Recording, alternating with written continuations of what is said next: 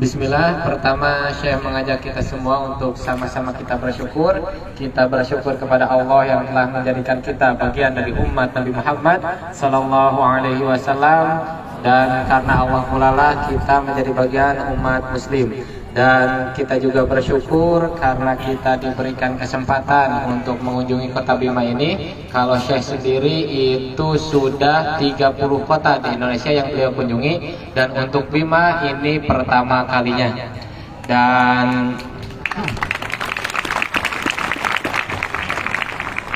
Dan Syekh juga menyampaikan terima kasih untuk Ibu Kepala Madrasah dan para guru dan para murid atas sambutannya yang baik ini.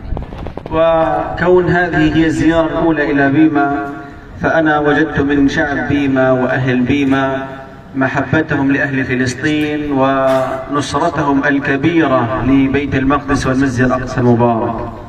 Dan ketika Syekh bertemu banyak warga Bima, Syekh melihat dari warga Bima itu kecintaan terhadap Palestina dan pertolongan kepedulian mereka terhadap Palestina.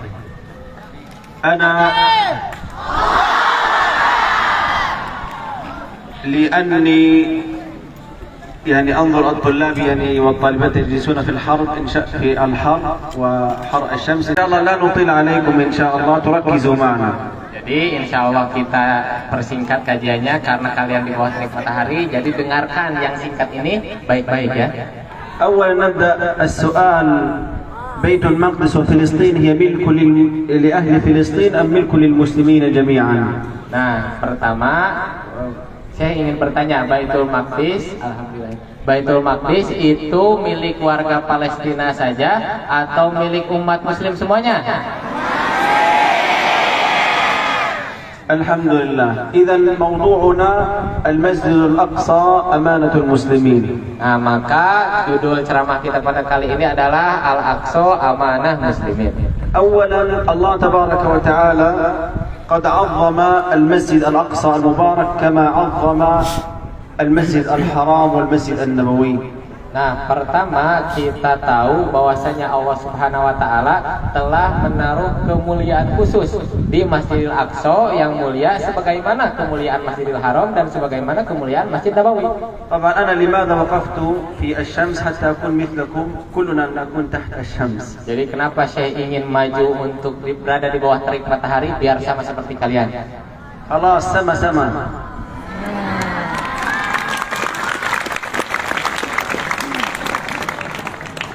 إذن أنا في الحار وأنتم يا طلاب في الحار تركزوا معي. Jadi karena Syekh berada di bawah terik matahari dan kalian pun sama, kalian harus fokus juga mendengarkan Syekh.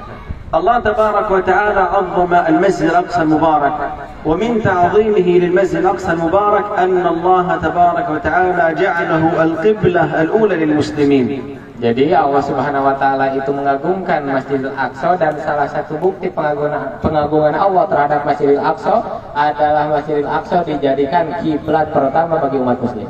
ومن تعظيم الله تبارك وتعالى للمسجد الأقصى المبارك أن الله تبارك وتعالى جعل منه المعراج إلى السماء. Dan bukti selanjutnya Allah memuliakan, mengagungkan Masjidil Aqsa, Allah menjadikan Mi'raj, kenaikan Nabi ke langit itu mulai dari Masjidil Aqsa. أسري بالنبي صلى الله عليه وسلم من مكة إلى بيت المقدس إلى المسجد الأقصى المبارك ثم عرج به إلى السماء. Nah, kita tahu Nabi itu Isra dari Masjidil Haram ke Masjidil Aqsa, baru dari Masjidil Aqsa ke langit. قال الله تبارك وتعالى: سبحان الذي أسرى بعبده ليلا من المسجد الحرام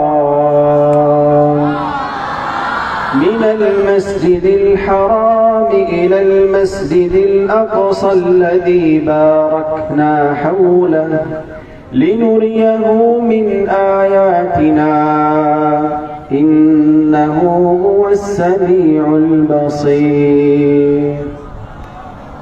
Nah, barusan dibacakan firman Allah yang artinya Maha Suci Allah yang telah memperjalankan hambanya dari Masjidil Haram ke Masjidil Aqsa yang kami berkahi sekelilingnya agar kami memperlihatkan tanda-tanda dari kekuasaan kami. Sesungguhnya Allah Maha mendengar lagi Maha melihat.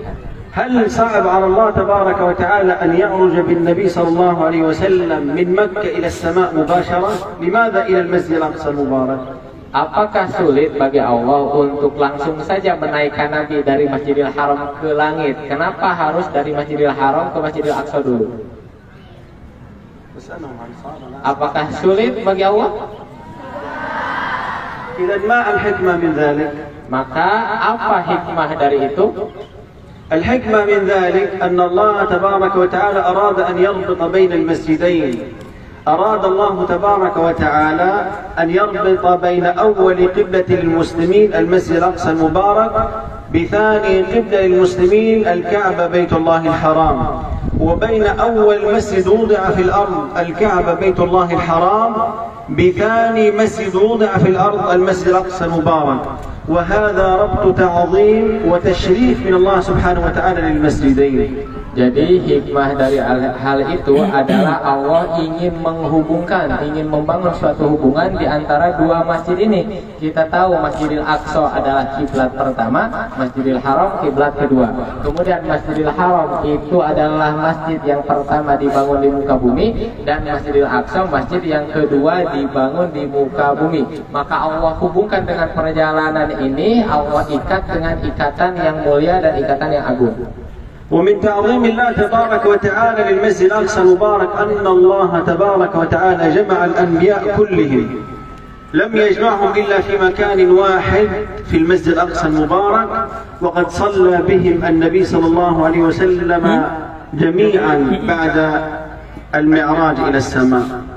Nah, jadi dan di Masjid Al-Aqsa juga itu adalah satu-satunya tempat di muka bumi di mana Allah mengumpulkan seluruh para nabi, dari nabi awal sampai nabi terakhir itu dikumpulkan pada peristiwa Isra Mi'raj itu, di mana nabi menjadi imamnya dan para nabi sebelumnya itu menjadi makmum. Wa akthar makan fi hadhihi ad-dunya 'asha fihi al-anbiya wa mata fihi al-anbiya huwa Baitul Maqdis. Dan tempat yang paling banyak dihuni oleh para nabi di muka bumi ini adalah tanah Baitul Maqdis. An-Nabi sallallahu alaihi wasallam hajara min ain ila ain. Nah, Nabi Muhammad itu hijrah dari mana ke mana? Makkah ila al-Madinah. Tamam. Man tab. Baik. Abuna Ibrahim alaihi salam, Nabi Ibrahim alaihi salam hajara min ain ila ain. Nah, pertanyaan selanjutnya, kalau Nabi Ibrahim itu hijrahnya dari mana ke mana? Laisa. Bukan. Min ain amarahu Allah tabaraka wa taala, amarahu an yuhajir ila ain. Dari mana Allah memerintahkannya untuk berhijrah? Hajar min al-Iraq ila Baitul Maqdis ila Filistin. Ya, jadi Nabi Ibrahim itu hijrahnya dari tanah Irak ke tanah Palestina. Fakama anna Allah tabaraka wa ta'ala ja'ala al-Madinah أرض أمان للنبي صلى الله عليه وسلم، فالله تبارك وتعالى جعل فلسطين أرض أمان Abina Ibrahim alaihissalam. Maka sebagaimana Allah menjadikan Madinah itu aman bagi Nabi Muhammad, maka begitupun pula Baitul Maqdis dijadikan aman bagi Nabi Ibrahim. As-sahabah radhiyallahu alaihim kanu yu'azzimuna aidan Baitul Maqdis. فمن تعظيمهم لبيت المقدس أن عمر بن الخطاب جيش المسلمين وفتح بيت المقدس وحررها من الصليبيين. Dan para sahabat pun sama mengagungkan Baitul Maqdis. Salah satu buktinya adalah Umar bin Khattab. Umar bin Khattab mengirimkan pasukan ke Baitul Maqdis untuk membebaskan Baitul Maqdis. وخلفه بعد ذلك أبو عبيدة بن الجراح وعمرو بن العاص الذين حرروا فلسطين. Dan setelah itu Umar bin Khattab itu menjadikan wakil itu Abu Ubaidah al-Jarrah dan Amr bin As untuk sama-sama membebaskan Baitul Maqdis. وأتى بعد ذلك الخلافات العباسية والمملوكية والأيوبية والأموية والعثمانية وكلهم كانوا حريصين على أن يبقى بيت المقدس محررا وأن يرابطوا فيه. Dan sama juga kehilafahan yang datang setelahnya sama juga. Ada yang namanya khilafah Abbasiyah, ada khilafah Umayyah, Ayyubiyah, kemudian terakhir khilafah Utsmaniyah. Semua kekhilafahan itu terus menjaga pembebasan Baitul Maqdis. نحن تكلمنا عن تعظيم الله لبيت المقدس وتعظيم الأنبياء وحبهم لبيت المقدس وحب النبي وتعظيم النبي لبيت المقدس والصحابة والتابعين وغيرهم من الدول الإسلامية الخلافات الإسلامية التي حرصت على بيت المقدس. Nah, barusan kita sudah menyampaikan bagaimana Allah Subhanahu wa taala itu mengagungkan Baitul Maqdis. Para nabi sama mengagungkan Baitul Maqdis. Nabi kita Nabi Muhammad sama mengagungkan Baitul Maqdis. Kemudian para sahabat, para tabi'in, negara-negara Islam yang datang setelahnya, itu semuanya mengagungkan Baitul Maqdis dan menjaga kemuliaan Baitul Maqdis itu. الآن السؤال لماذا المسلمون فرطوا وتغافلوا عن بيت المقدس؟ Sekarang pertanyaan saat ini, kenapa umat muslim zaman sekarang itu lalai terhadap Baitul Maqdis seakan-akan tidak peduli dengannya? لماذا حرمة المسجد الأقصى المبارك عند المسلمين كأنها أقل من باقي المسجدين المكة والمدينة؟ Jadi kenapa seakan-akan saat kita sekarang melihat Masjidil Aqsa seakan-akan kemuliaannya kurang, kemuliaannya kecil sekali dibandingkan Masjidil Haram dan dibandingkan Masjidil Nabawi. واليهود عليهم لعنة الله وأمريكا وأوروبا يدعمون اليهود في قتل المسلمين في غزة لأنها هي المكان الوحيد الذي يجاهد ويدافع عن بيت المقدس. Dan mereka, ada negara Amerika, ada negara Eropa itu membantu, mendukung, menyokong Zionis Israel agar apa? Agar mereka bisa menghabisi para pejuang, para mujahid yang ada di Gaza. وهم يفعلون ذلك ويدعمون إسرائيل لأنهم يخافون هؤلاء اليهود الذين أتوا من فرنسا وألمانيا وإيطاليا يرجعوا إلى بلادهم الأصلية. Kenapa mereka melakukan itu? Kenapa negara-negara itu mendukung Zionis Israel ini? Karena mereka khawatir, mereka takut kalau sampai Zionis ini kalah, mereka bisa kembali lagi ke negara asalnya. Mereka balik lagi ke Italia, ada yang balik ke Prancis, ada yang balik ke Amerika, mereka akan balik lagi. وهؤلاء اليهود أيضا يفعلون المشاكل في المجتمعات التي كانوا بها في أوروبا. كانوا يفعلون كثير من المشاكل وبدأت المشاكل في أوروبا عام 1500 ميلاديا حتى احتلال بريطانيا للدولة العثمانية. فهم حتى أن هتلر قتل منهم في ألمانيا أكثر من 100,000. Nah, dan mereka orang-orang Yahudi itu juga sama dulunya bikin masalah juga di negara asalnya, di Eropa mereka bikin masalah mulai dari tahun 1500 mereka bikin masalah, bahkan sampai Hitler itu membunuh banyak dari mereka. وأرسلوهم إلى فلسطين حتى يستريحوا منها. لكن هل يتركوهم أهل فلسطين يعيشوا بأمان؟ لا. ما حيينا بإذن الله سنقاتلهم ونخرجهم من هذه الأرض المباركة. Makanya kenapa mereka mengirimkan Yahudi itu, mengeluarkan Yahudi itu ke negara Palestina? Karena mereka ingin lepas, ingin bebas, ingin mengusir orang-orang Yahudi itu. Makanya diberi tempat tanah Palestina untuk diduduki. Tapi apakah kita warga Palestina membiarkan mereka menduduki tanah kita? Tidak. Kita akan berjuang sampai kita bisa mengusir mereka. وكما تشاهدون في السوشيال ميديا أهل غزة كيف يقاتلون لوحدهم ويجاهدون لوحدهم، سيستمر بإذن الله تبارك وتعالى في الجهاد والدفاع عن قضية المسلمين المسجد الأقصى المبارك حتى تحرير فلسطين إن شاء الله. Dan seperti yang kalian lihat di sosial media, bagaimana warga Gaza tuh terus-menerus bertahan, terus-menerus berjuang, membela diri mereka, menyerang para penjajah itu, dan insya Allah mereka akan tetap bertahan sampai merdekanya Palestina.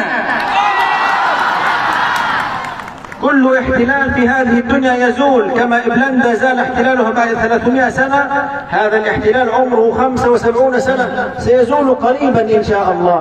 Semua penjajahan di muka bumi ini akan lenyap, akan hilang, kita percaya itu. Sebagaimana dulu penjajahan Belanda di Nusantara 300 tahun lebih lamanya, itu sudah hilang. Begitupun pula di Palestina, umur penjajahan ini sudah 75 tahun mereka dijajah. Insya Allah sebentar lagi penjajahan di sana akan hilang. أهل غزة الله تبارك وتعالى قدر لهم أن يعيشوا في هذه الأرض المباركة ويجاهدوا في سبيل الله، وهم يجاهدون بأنفسهم وبيوتهم وكل ما يملكون.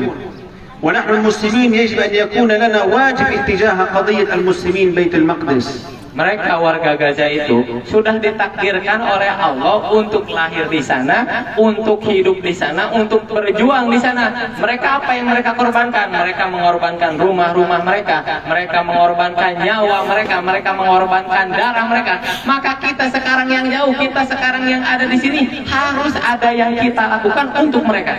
عندما قال أستاذ إسوار أن بيتنا هدم في هذه الحرب هذه ليست أول مرة قد هدم بيتنا عام 2014 وكان ذلك أيضا في سبيل الله.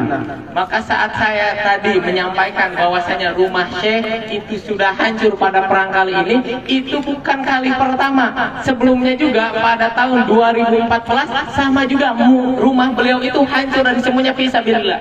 أنا 5 دقائق وأختم إن شاء الله لا أطيل عليكم. Insya Allah 5 menit lagi Insya Allah saya akan menutup.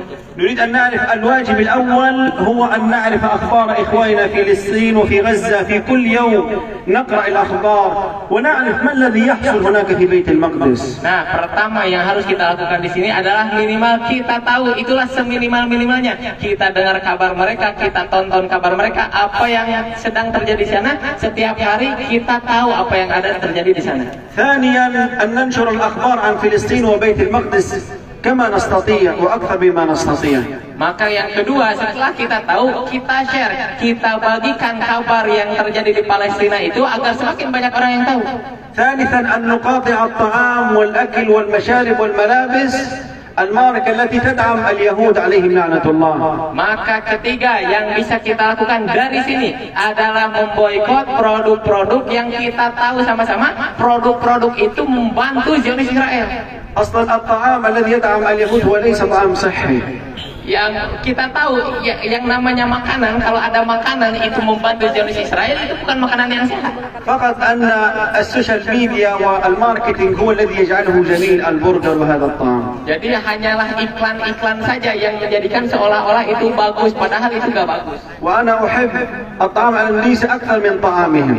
Jadi saya sendiri itu lebih menyukai makanan Indonesia daripada produk-produk mereka.